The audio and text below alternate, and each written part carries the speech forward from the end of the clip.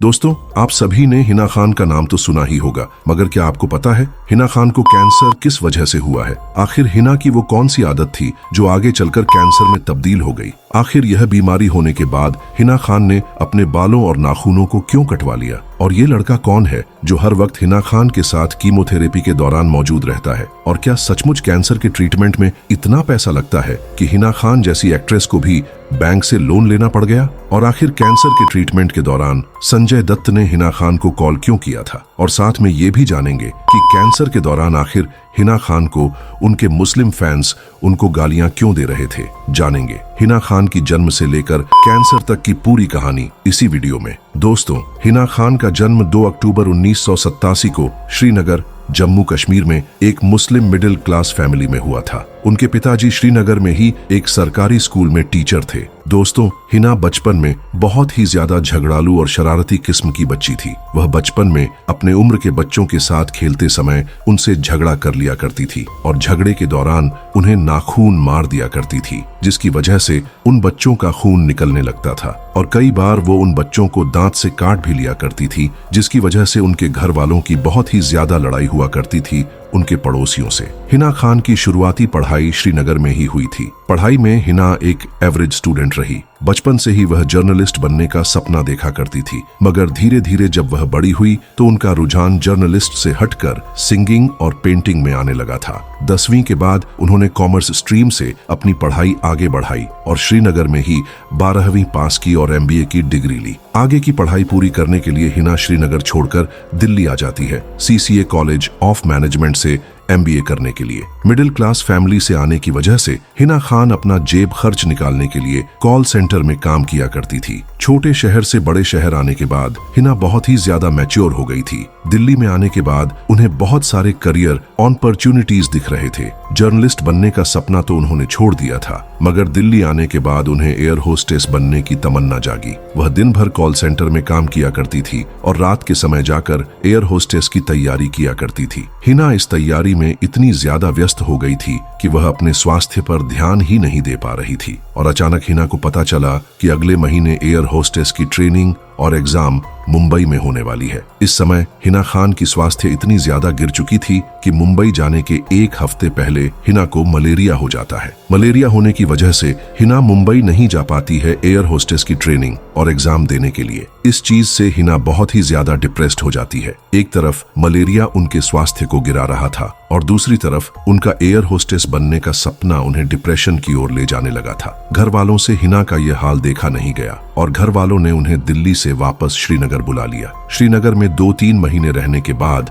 उनका मलेरिया ठीक हो गया, मगर इस दौरान उनकी एक फ्रेंड उनको कॉल करती है और कहती है कि हम लोग जिस कॉलेज में पढ़ाई करते थे उसके बगल में ही यह रिश्ता क्या कहलाता है नाम का टीवी सीरियल का ऑडिशन हो रहा है। वहां पर वह एक लीड रोल के लिए एक्ट्रेस का ऑडिशन ले रहे हैं। तुम दिखने में खूबसूरत हो और तुम्हारी हाइट भी अच्छी है, एक बार आकर ट्राई कर लो। तब हिना कहती है कि मैं तो आज तक कभी एक्टिंग क्लासेस ज्वाइन भी नहीं की और वैसे भी टीवी इंडस्ट्री में बहुत ही ज्यादा कंपटीशन है, वह लोग मुझे क्यों सिलेक्ट करेंगे? मेरा तो कोई ऐसा बैकग्राउंड भी नहीं है। हिना खान इस ऑडिशन को देने नहीं जाने वाली थी, मगर जब यह बात उनके पिताजी को पता चली तो उन्होंने हिना को मोटिवेट किया और कहा कि हिना एक बार ऑडिशन देकर तो देखो, हो गया तो ठीक, नहीं हुआ तो भी ठीक। पापा की यह बात सुनकर हिना दिल्ली जाती है और यह रिश्ता क्या कहलाता है टीवी शो का ऑडिशन देती है। डायरेक्टर को हिना का ऑडिशन इतना ज्यादा पसंद आता है कि अगले दिन ही डायरेक्टर हिना को कॉल करके लीड रोल का ऑफर देते हैं। हिना खान तुरंत इस ऑफर को एक्सेप्ट कर लेती है। फिर यह बात जब हिना अपने घर वालों को बताती है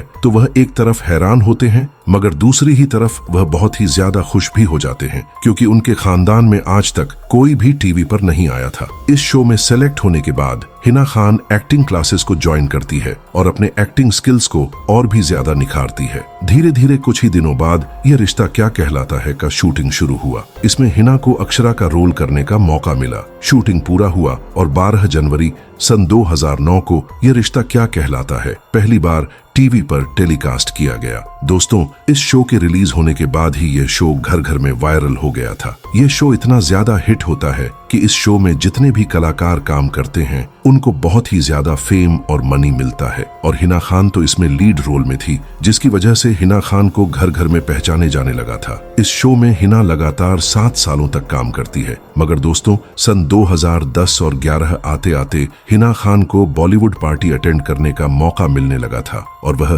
कई सारे बॉलीवुड पार्टी को अटेंड भी किया करती थी, जहां पर नशीली चीजों का खुलेआम सेवन किया जाता था, और उन्हें कुछ चीजों की लत हिना को भी लग गई, जो आगे चलकर हिना को एक ऐसी बीमारी देने वाली थी जिससे हिना का पूरा करियर ही हिलने वाला था। दोस्तों, इस शो के दौरान हिना खान इतनी ज्यादा घर घर में फेमस हो गई थी कि वह जिस भी शो में स्पेशल अपीयरेंस देती थी उस शो की टीआरपी बढ़ जाता था। इस शो के दौरान हिना खान कई सारे टीवी शो में स्पेशल अपीयरेंस देती हैं, जिनमें शामिल हैं कयामत, सपना बाबुल का, नच बली, दिया और बाती हम, बिग बॉस सीजन 10। इन शो में जैसे ही हिना खान एंट्री लेती हैं, इन शो की टीआरपी बढ़ जाती है, जिसकी वजह से डायरेक्टर्स और प्रोड्यूसर्स का बहुत ज्यादा फायदा होता है। उस समय इंडस्ट्री में जब कोई भी टीवी शो फ्लॉप होने लगता था, तब उसमें हिना का स्पेशल अपीयरेंस कराकर उस शो को वायरल कर दिया जाता था। उस समय टीवी इंडस्ट्री के लोग हिना खान को टीआरपी क्वीन कहकर बुलाया करते थे। दोस्तों, यह रिश्ता क्या कहलाता है टीवी सीरियल हिना खान के लिए एक वरदान से कम नहीं था। इस शो ने इन्हें हर चीज दिया,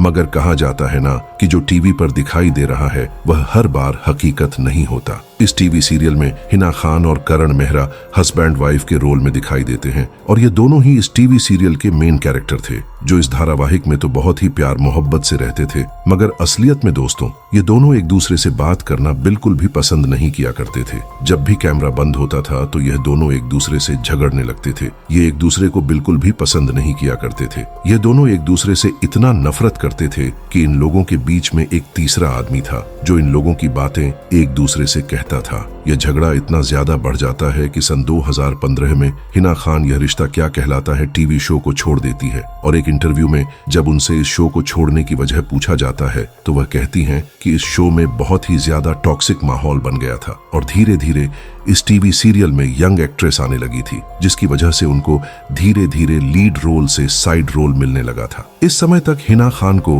किसी की पहचान की जरूरत नहीं थी। वह खुद ही इंडस्ट्री में इतनी ज्यादा फेमस हो गई थी कि उन्हें घर घर में पहचाने जाने लगा था। इस टीवी सीरियल को छोड़ने के बाद वह तुरंत खतरों के खिलाड़ी सीजन 8 को ज्वाइन करती है, जिसके बाद उस शो की टीआरपी बढ़ जाती है। इस समय कई सारे फेमस कंटेस्टेंट होते हैं, लेकिन हिना खान का फैन बेस तो अलग ही लेवल पर था। हिना खान इस शो को जीतने के लिए हर वह कोशिश करती है जो किया जा सकता था, मगर इत्तेफाक से हिना खान इस शो को जीत नहीं पाती है, मगर वह फर्स्ट रनर अप बनकर इस शो से बाहर निकलती है। इस शो से निकलने के बाद वह बिग बॉस 11 में जाती है, जहां पर इनको मोस्ट कंट्रोवर्शियल कंटेस्टेंट होने का खिताब मिला था। इस शो में जाने के बाद उनकी बहुत सारी लड़ाइयां होती हैं, मगर उन लड़ाइयों में से सबसे बड़ी लड़ाई इनकी शिल्पा शिंदे, विकास गुप्ता और अर्शी खान से होती है। यह लड़ाई इतनी ज्यादा बढ़ गई थी कि बिग बॉस को खुद बीच में आकर इस लड़ाई को रुकवाना पड़ा था। मगर दोस्तों, बहुत ज्यादा हाथ पैर मारने के बाद भी हिना खान इस शो को जीत नहीं पाती हैं और वह इस शो से डिस्क्वालीफाई हो जाती है।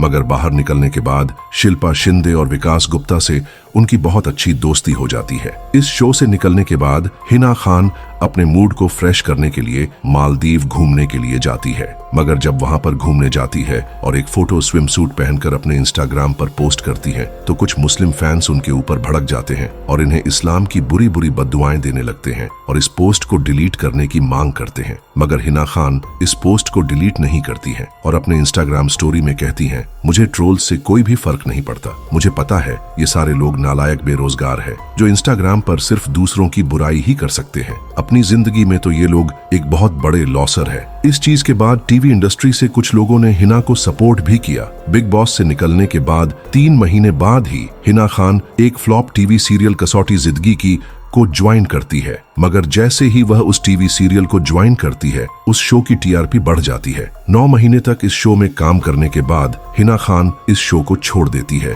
और अपने एक इंटरव्यू में वह बताती हैं कि उनको बॉलीवुड से कई सारे ऑफर्स आए हैं फिल्म करने के लिए, जिसकी वजह से उन्होंने इस शो को छोड़ दिया। उसके बाद उन्होंने लगातार अनलॉक लाइन्स और विश लिस्ट जैसी फिल्मों में काम किया, मगर दोस्तों यह तीनों फिल्में बहुत ही बुरी तरीके से फ्लॉप हो गई। 3 फ्लॉप मूवीज देने के बाद हिना खान बहुत ही ज्यादा डिप्रेस्ड हो जाती है। इसके बाद एकता कपूर उनको नागिन सीजन 5 में काम करने का मौका देती है। इस सीजन में जब हिना की एंट्री होती है तो इस शो की भी टीआरपी बढ़ जाती है और यह नागिन के अब तक के सारे सीजन में से सबसे ज्यादा टीआरपी यह सीजन बटोरता है। इस शो को करने के दौरान ही इनको बिग बॉस सीजन 14 में कैमियो करने का मौका मिलता है। इसमें हिना एक सीनियर प्लेयर के तौर पर बिग बॉस में एंट्री लेती है और 2 हफ्तों के लिए इस शो में रहती हैं, जिसमें यह कंटेस्टेंट को बताती है कि बिग बॉस के घर में कैसे रहना है और सारे नियम कायदे सभी कंटेस्टेंट्स को बताती हैं। नागिन सीजन 5 करने के दौरान हिना खान एक स्मार्टफोन नाम की शॉर्ट फिल्म में काम करती है,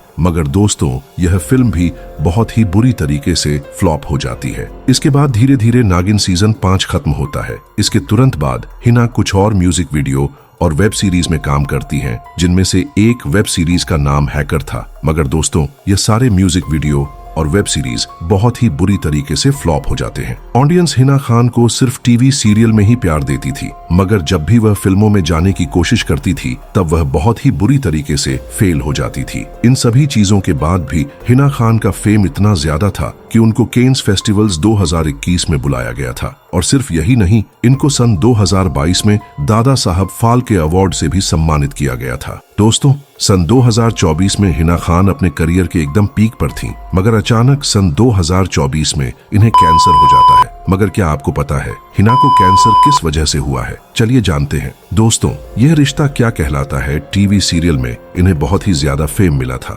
जिसके बाद ही इन्हें बॉलीवुड पार्टी में इनवाइट किया जाने लगा था। हर सैटरडे संडे ये उन पार्टीज को ज्वाइन करती थी जहां पर नशीली चीजों का खुलेआम सेवन किया जाता था। धीरे धीरे सैटरडे संडे छोड़कर हिना खान रोजाना उन पार्टीज को ज्वाइन करने लगी थी। इन पार्टी को ज्वाइन करने के बाद और नशीली चीजों का सेवन करने के बाद इनका हेल्थ और करियर दोनों ही गिरने लगा था। उन नशीली चीजों का प्रभाव उनके शरीर और दिमाग पर ऐसा होता था कि यह रात रात भर दिन भर सोई ही रहती थीं, जिसकी वजह से इनका करियर बहुत ही बुरी तरीके से अफेक्ट हो रहा था। जब हिना खान को यह एहसास होता है कि उनका करियर बहुत तेजी से नीचे जा रहा है, तब वह अपने लाइफ को अपने कंट्रोल में लेती है और उन बॉलीवुड पार्टी को अवॉइड करना शुरू कर देती है जहां पर नशीली चीजों का सेवन किया जाता था। मगर दोस्तों धीरे धीरे हिना खान सारी नशीली चीजों को छोड़ देती है, मगर सिगरेट और शराब को नहीं छोड़ पाती है। वह कभी कभार सिगरेट और शराब पिया करती थी, मगर उन सारी नशीली चीजों को छोड़कर हिना खान ने अपने करियर को तो बचा लिया था, मगर उन नशीली चीजों ने हिना खान के शरीर में कुछ परमानेंट डैमेज कर दिए थे, जो आने वाले कुछ सालों में दिखने लगते हैं। दरअसल दोस्तों सन 2024 के शुरुआत से ही हिना खान को चेस्ट में पेन होना शुरू हो जाता है। कई दिनों तक हिना उस पेन को इग्नोर करती है, मगर वो पेन धीरे धीरे सूजन में बदल जाता है। जब हिना डॉक्टर के पास जाती है तब डॉक्टर भी समझ नहीं पाता है कि आखिर इनको क्या हुआ है। तब डॉक्टर उनका एक्सरे लेता है और ब्लड सैंपल भी लेता है। फिर जब 1 हफ्ते बाद एक्सरे और ब्लड सैंपल का रिपोर्ट आता है, तब डॉक्टर उस रिपोर्ट को हिना खान के घर पर भेज देते हैं। जैसे ही वह रिपोर्ट हिना खान पढ़ती है, उनकी हालत खराब हो जाती है, क्योंकि इस समय हिना खान अपने करियर के सबसे पीक टाइम पर चल रही थी। उनका करियर तो पीक टाइम पर था, मगर जैसे ही यह इस खबर को पढ़ती है, उनका करियर और कॉन्फिडेंस धड़ाम से जमीन पर गिर जाता है। दरअसल दोस्तों इस रिपोर्ट में लिखा था कि हिना खान को ब्रेस्ट कैंसर का 3rd स्टेज है। दोस्तों अगर 1st स्टेज या फिर 2nd स्टेज पर कैंसर होता है तो वहां से बच निकलने के बहुत सारे तरीके होते हैं, मगर जब वह 3rd या 4th स्टेज पर पहुंच जाता है तो वह बहुत ही ज्यादा घातक साबित होता है। यहाँ से ज्यादातर लोग वापस नहीं लौट पाते हैं। इस रिपोर्ट को पढ़ने के बाद हिना बहुत ही ज्यादा डिप्रेस्ड हो जाती है। कुछ दिनों तक इस खबर को वह छुपा कर रखती है, मगर उनके डॉक्टर उनको सलाह देते हैं कि हिना तुम जितना ज्यादा देर करोगी तुम्हारे लिए मुश्किलें उतनी ही ज्यादा बढ़ने लगेंगी। इसके बाद हिना अपने घर वालों को बताती हैं इस चीज के बारे में। जब उनके घर वालों को इस चीज के बारे में पता चलता है तो वह बहुत ही ज्यादा शॉक्ड हो जाते हैं। वह बहुत ही ज्यादा हैरान परेशान हो जाते हैं और तुरंत हिना को अस्पताल में एडमिट कर देते हैं। दोस्तों इस समय हिना कई सारे टीवी सीरियल्स और मूवीज में काम कर रही थी। सारी चीजों को हिना खान ने इस बीमारी को ठीक करने के लिए छोड़ दिया, जिसकी वजह से इनको बहुत ही ज्यादा नुकसान हुआ और इनका करियर भी अब धीरे धीरे नीचे जाने लगा था। अस्पताल में एडमिट होने के बाद एक के बाद एक इनकी कीमोथेरेपी होने लगती है। दोस्तों एक बार कीमोथेरेपी कराने में 12 से 13 लाख रुपए का खर्च आता है और अब तक हिना का लगभग 21 से 22 बार कीमोथेरेपी हो चुका है। दोस्तों दोस्तों, कीमोथेरेपी बहुत ही दर्दनाक प्रोसेस होता है जिसमें शरीर में बहुत सारे इंजेक्शन को चुभाया जाता है और खून को निकाला जाता है और वापस डाला जाता है। दोस्तों, कीमोथेरेपी के दौरान हैवी डोजेस की दवाइयां लेने की वजह से हिना खान के बाल और नाखून झड़ने लगे थे। तब डॉक्टर ने एडवाइज किया कि हिना, आप अपने बाल और नाखूनों को कटवा लीजिए, नहीं तो आप बहुत ही बदसूरत दिखाई देंगी। इसके बाद हिना अपने बाल और नाखूनों को कटवा लेती है। इस समय जब आप हिना खान को देखते हैं तो उनके सिर पर जो बाल हैं वह सारे नकली बाल हैं, वह रियल बाल नहीं हैं, क्योंकि असलियत में हिना खान इस समय टकली हो चुकी है। मगर दोस्तों, कीमोथेरेपी के दौरान आप हर बार इस लड़के को हिना खान के साथ देखते होंगे। मगर क्या आपको पता है ये लड़का कौन है? दरअसल दोस्तों, इस लड़के का नाम है रॉकी जायसवाल और ये और कोई नहीं बल्कि हिना खान का बॉयफ्रेंड है, जो हिना की बहुत ज्यादा टेक केयर करता है। इस समय इनके रिलेशनशिप को 12 साल हो चुके हैं, मगर बीच में कई सारे कंट्रोवर्सी भी हुई थी उनके बीच। दोस्तों, जब भी यह अपने बॉयफ्रेंड के साथ फोटो को पोस्ट किया करती थी, तब कमेंट में इनके मुस्लिम फैंस इनको गालियां देने लगते थे। वह कहते थे कि तुम इस्लाम धर्म की होकर एक हिंदू के साथ कैसे रिलेशनशिप में आ सकती हो। मगर दोस्तों, हिना खान उन सारे कमेंट्स और ट्रोल्स को इग्नोर करके अपने जिंदगी में आगे बढ़ जाती है। मगर उनका फैसला रॉकी जायसवाल के साथ रहना काफी हद तक सही था। जिस तरह से रॉकी उनकी केयर करते हैं, वैसा उनका केयर शायद ही कोई और कर पाता। दोस्तों, इसी दौरान एक और वाकया हुआ हिना के साथ। दरअसल दोस्तों, कीमोथेरेपी के दौरान अक्सर पेशेंट डिप्रेशन में चले जाते हैं और हिना भी कीमोथेरेपी के दौरान बहुत ही ज्यादा डिप्रेस्ड रहती थी। मगर अचानक एक दिन उनके मोबाइल पर एक अननोन नंबर से कॉल आता है। पहले तो उन्होंने उस कॉल को काट दिया, मगर 2-3 बार लगातार जब वह कॉल आया तब हिना खान उस कॉल को रिसीव करती है और जैसे ही वह उस कॉल को उठाती है तो सामने से संजय दत्त की आवाज आती है। संजय दत्त की आवाज सुनकर हिना बहुत ही ज्यादा चौंक जाती है, क्योंकि आज से पहले हिना ने संजय दत्त के साथ कोई काम नहीं किया था और ना ही उनसे कभी मिली थी। मगर संजय दत्त का यह अच्छा जेस्चर ही था जिसकी वजह से उन्होंने हिना खान को कॉल किया और उन्हें बहुत ही ज्यादा मोटिवेट किया, जिसकी वजह से उन्हें डिप्रेशन से बाहर निकलने में बहुत ही ज्यादा मदद मिली। दोस्तों, अब तक हिना खान अपने कैंसर के ट्रीटमेंट करने के लिए 2.5 से 3 करोड़ रुपए खर्च कर चुकी हैं। मगर इसी दौरान कुछ न्यूज आर्टिकल्स में यह भी निकलता है कि हिना खान ने अपने कैंसर की ट्रीटमेंट कराने के लिए बैंक से लोन लिया है। मगर दोस्तों, कुछ समय बाद हिना खुद क्लैरिफाई करती हैं कि वह फाइनेंशियली फ्री है। उन्होंने अपनी जिंदगी में इतना पैसा कमा लिया है कि अगर वह कुछ भी ना करें तब भी घर बैठे बैठे उनके पास पैसा आता रहेगा। इसके बाद उन मीडिया रिपोर्ट्स की सोशल मीडिया पर बहुत ही ज्यादा निंदा की गई थी। दोस्तों, स्टेज 3 का कैंसर बहुत ही ज्यादा घातक होता है। इस कैंसर से हर कोई निपट नहीं पाता है। हम आशा करते हैं कि हिना खान इस कैंसर से बहुत जल्द ही ठीक होकर फिर से वापस आएंगी। दोस्तों, ये तो हो गई हिना खान की कहानी, मगर दोस्तों, आपने इन तीनों चाइल्ड एक्टर्स को कहीं ना कहीं देखा जरूर होगा, मगर अब ये किसी भी फिल्मों में दिखाई क्यों नहीं देते हैं? अगर आप ये जानना चाहते हैं तो आपकी स्क्रीन पर एक वीडियो आ रहा है, क्लिक करके जरूर देखिएगा।